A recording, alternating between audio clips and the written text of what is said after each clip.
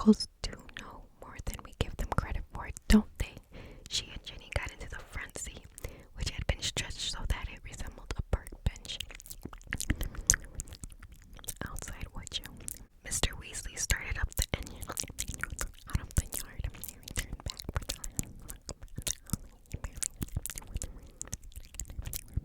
George had forgotten his box of fireworks. 5 minutes after that, they skidded to a halt in the yard so that Fred could run.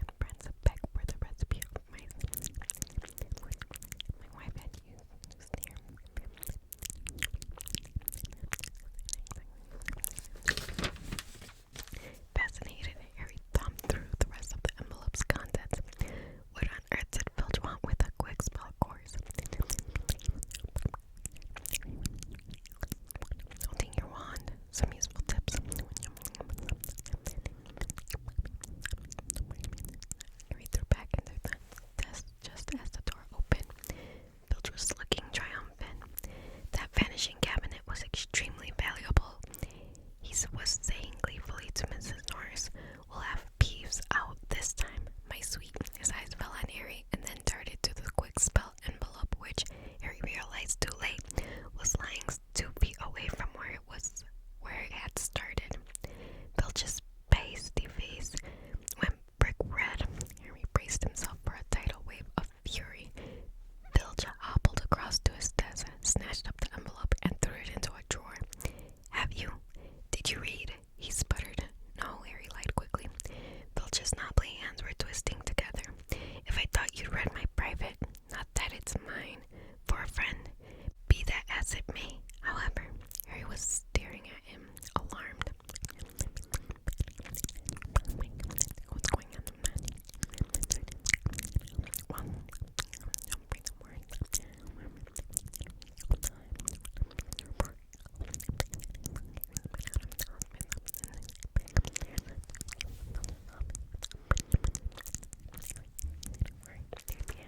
They glided down the classroom. Behind him, Harry could see the wreckage of a large black and gold cabinet that appeared to have been dropped from a great height. I persuaded Peeves to crash it right over Filch's office, said Nick eagerly.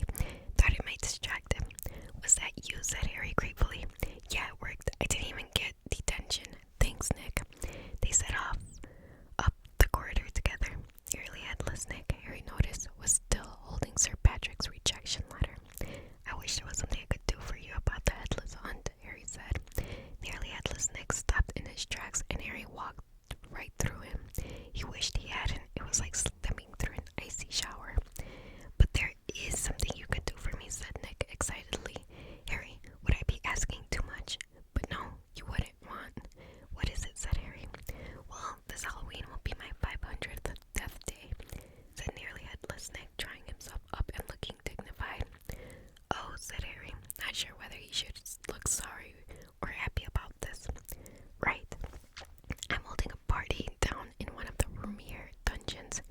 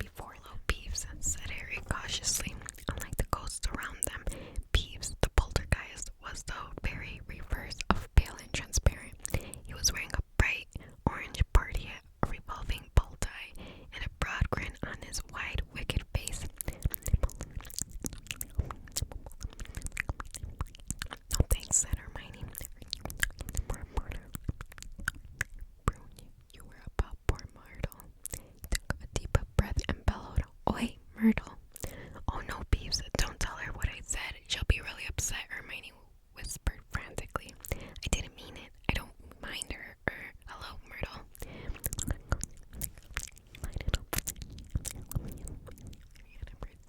A bit hidden behind thick hair and thick, pearly spectacles. What? She said sulkily. How are you, Myrtle? Said Hermione in a falsy, bright voice. It's nice to see you out of the toilet. Myrtle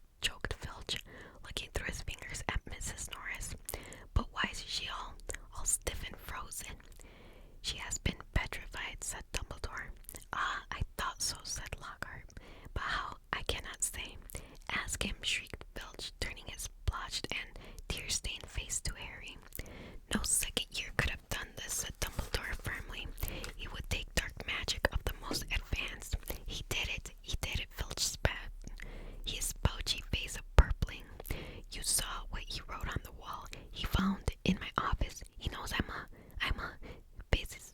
Filch's face worked horribly. He knows I'm a squib, he finished. I never touched Mrs. Norris, Harry said loudly, uncomfortably aware of everyone looking at him, including all the Lockharts on the walls. Is rubbish, snarled Filch.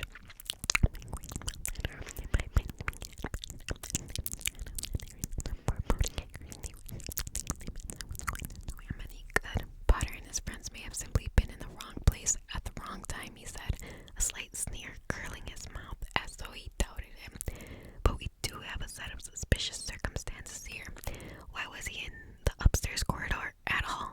Why wasn't he at the Halloween feast? Harry, Ron, and Hermione all launched into an explanation about the Death Day party. There were hundreds of ghosts, they'll tell you we were there. But why not join the feast afterwards, said Snape, his black eyes glittering in the candlelight. Why would you go up to that corridor? Ron and Hermione looked at Harry. Because, Harry said, his heart thumping very fast. Something told him it would sound very far-fetched if he told them that he had been led there by his bodiless voice no one but he could hear. Because we were tired and wanted to go to bed, he said. Said Snape, a triumphant smile flickering across his gaunt face.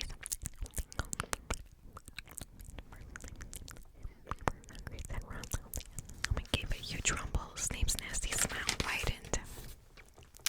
I suggest, Headmaster, that Potter is not being entirely truthful, he said.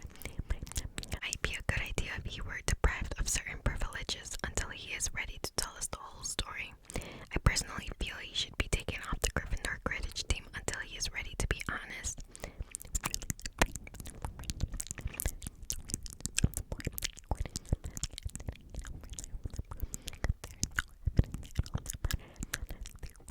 Dumbledore was giving Harry a searching look.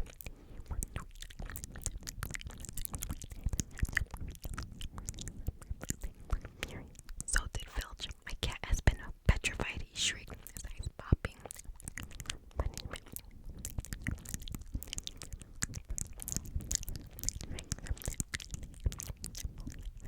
Potion made that will revive Mrs. Norris. I'll make it, Lockhart put it in. I must have done it 100 times. I could whip up a mandrake drunk in my sleep. Excuse me, said Snape icily, but I believe I am the potions master at this school. There was a very awkward pause. You may go, Dumbledore said to Harry, Ron, and Hermione.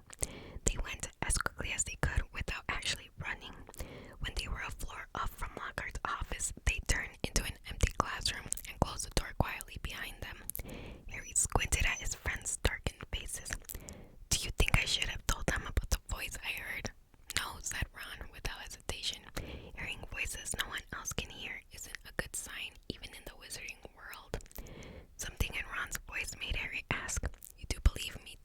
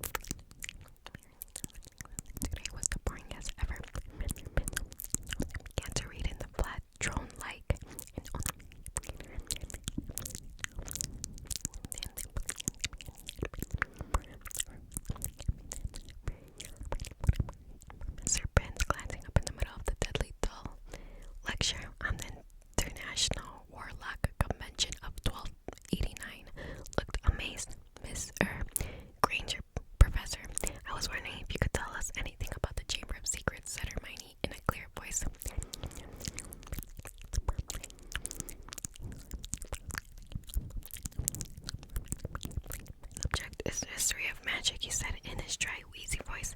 I deal with facts, Miss Granger, not myths and legends. He cleared his throat with a small noise like chalk snapping and continued.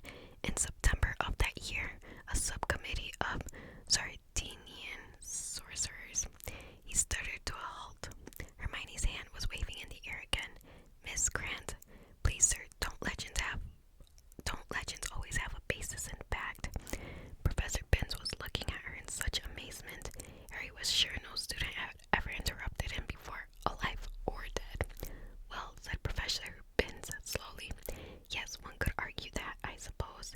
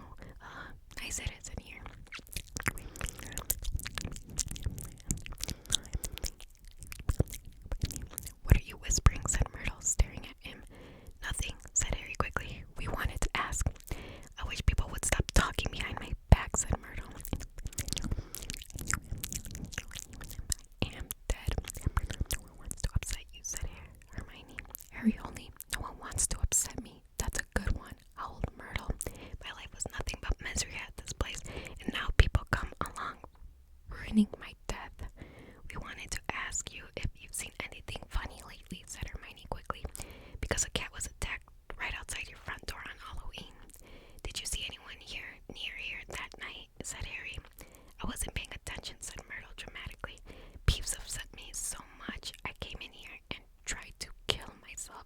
Then of course I remembered that I'm already dead, said Ron, hopefully. Murdoch gave a tragic sob.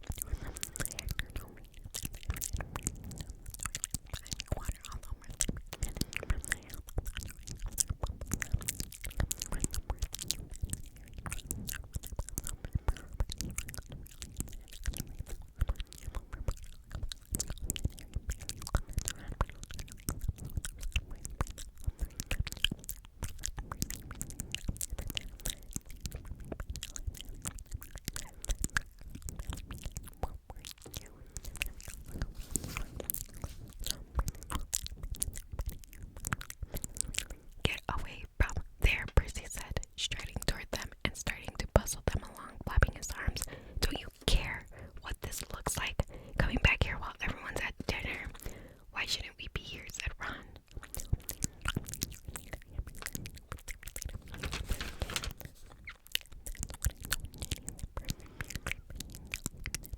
Going to be expelled. You might think of her. All the first years are thoroughly overexcited by this business. You don't care about Ginny, said Ron, whose ears were now reddening. You are just worried I'm going to mess up your chances of being head boy. 5 points from Gryffindor, Percy said fiercely. And I hope it teaches you a lesson. No more detective work or I'll write to Mom. And he strode off, the back of his neck as red as Ron's ears. Harry, Ron, and Hermione chose seats as far as possible from Percy in the common room that night. Ron was still in a very bad temper and kept blotting his charms homework. When he reached absently for his